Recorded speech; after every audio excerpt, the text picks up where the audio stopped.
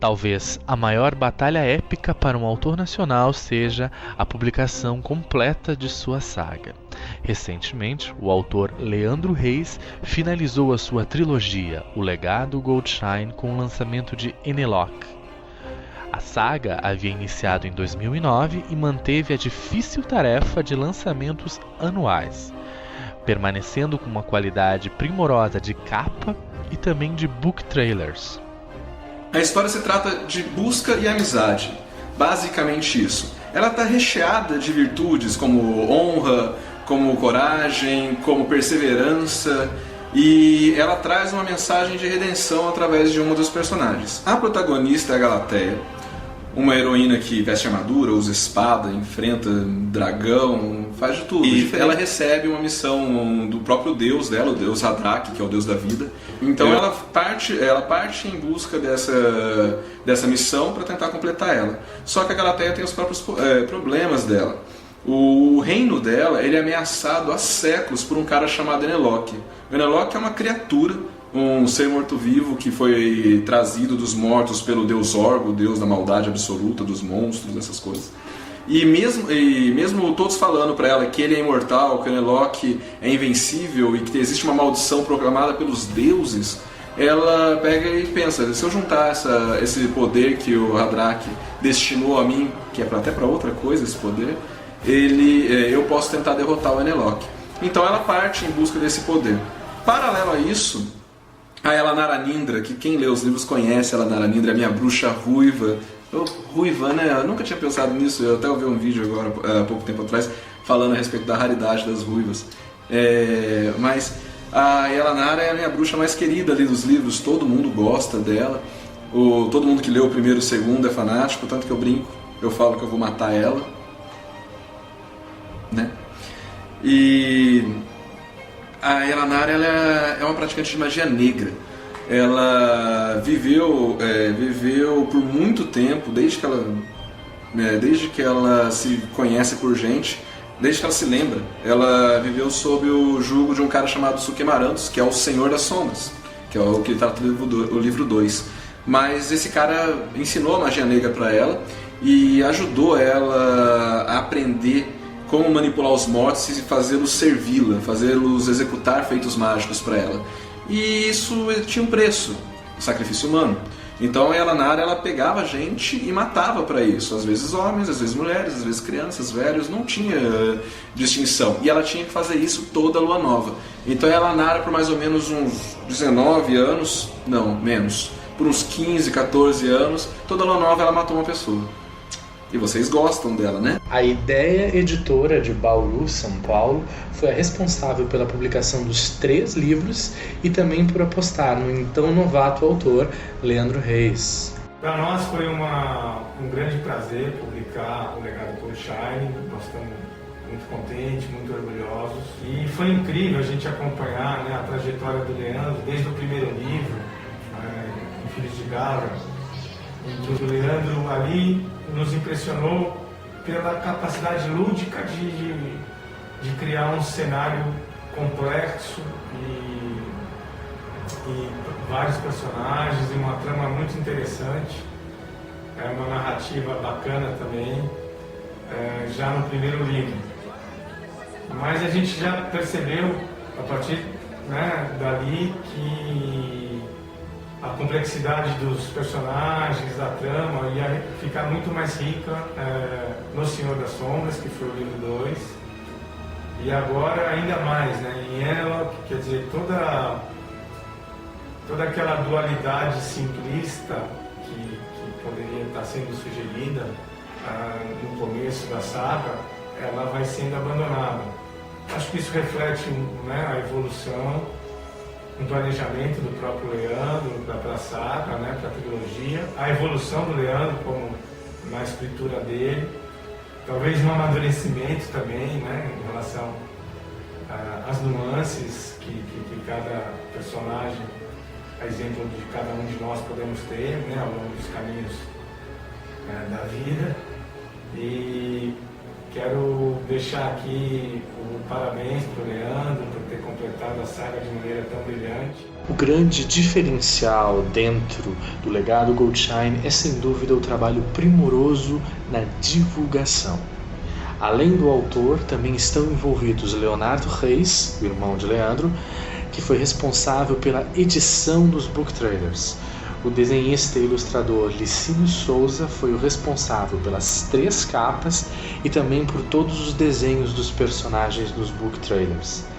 O cuidado com o profissionalismo de tudo que envolvia Green Melkin foi sempre uma das metas de Leandro Reis, e parece que o resultado deu certo mesmo. Quando a gente fez o primeiro livro, e a gente, eu digo, eu, Priscila, Licínio, e a gente estava até procurando editor ainda, uma coisa que eu quis fazer era, desde o começo, tratar isso como se fosse um best-seller.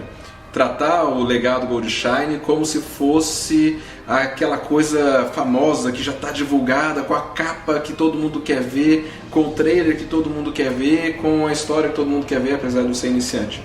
Mas eu acho que esse é o espírito, né? Então eu conto pra mim todo dia que esses 3 livros aqui são sucesso de venda, que eles são best-sellers, eles devem ser tratados como tal, como se o filme tivesse para sair amanhã.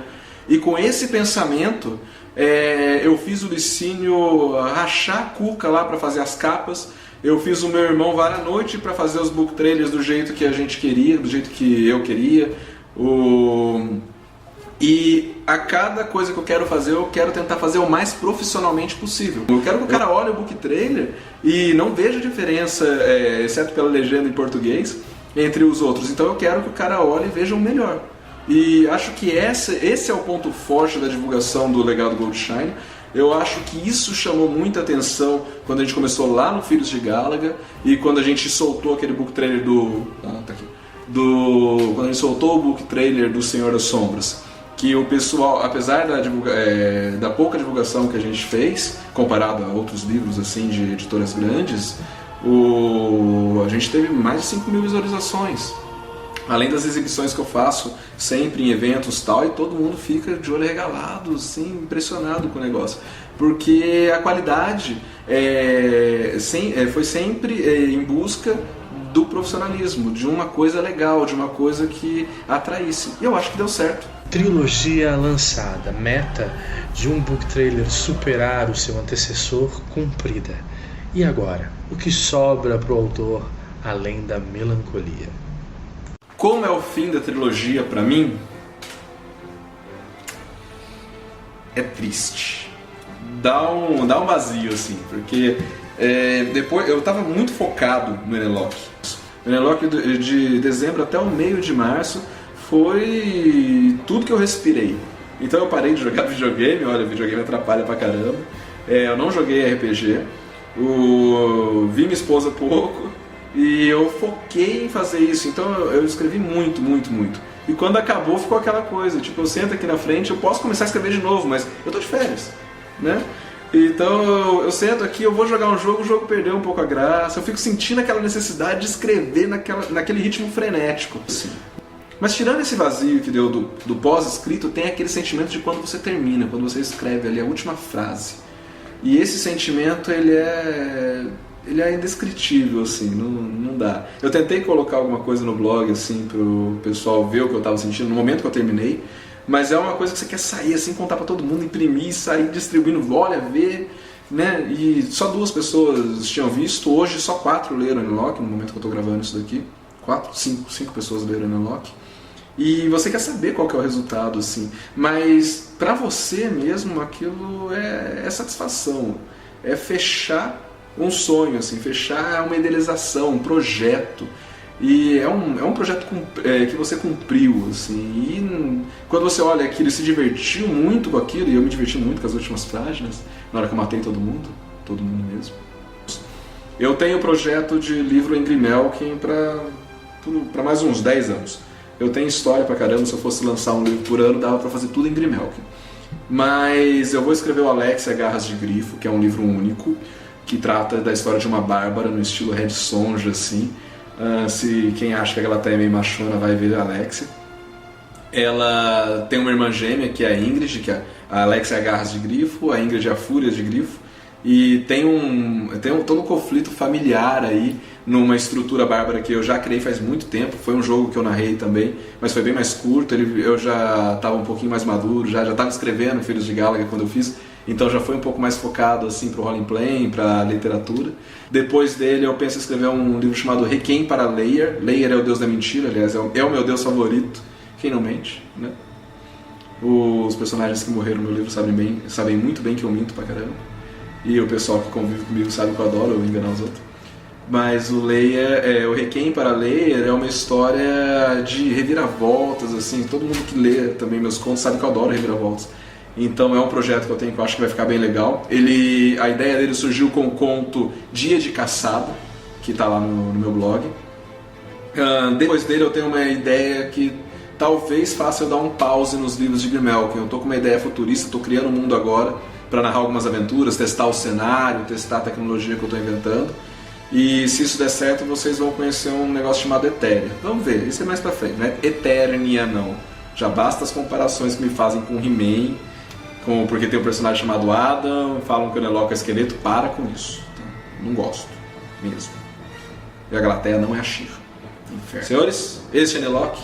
Sejam bem-vindos ao fim do legado Goldshine.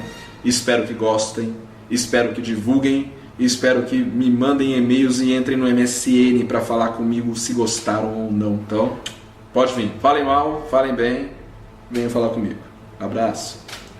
Beijo do gordo. A grande lição que o legado Goldshine e Leandro Reis nos ensina é a perseverança. E que podemos sim fazer grandes trabalhos de fantasia mesmo no Brasil, mesmo com toda a dificuldade na hora de publicar. O sucesso e a qualidade da obra, dos trailers e das capas mostram que, embora complicado o sonho de ter uma saga no mercado, ele não é impossível.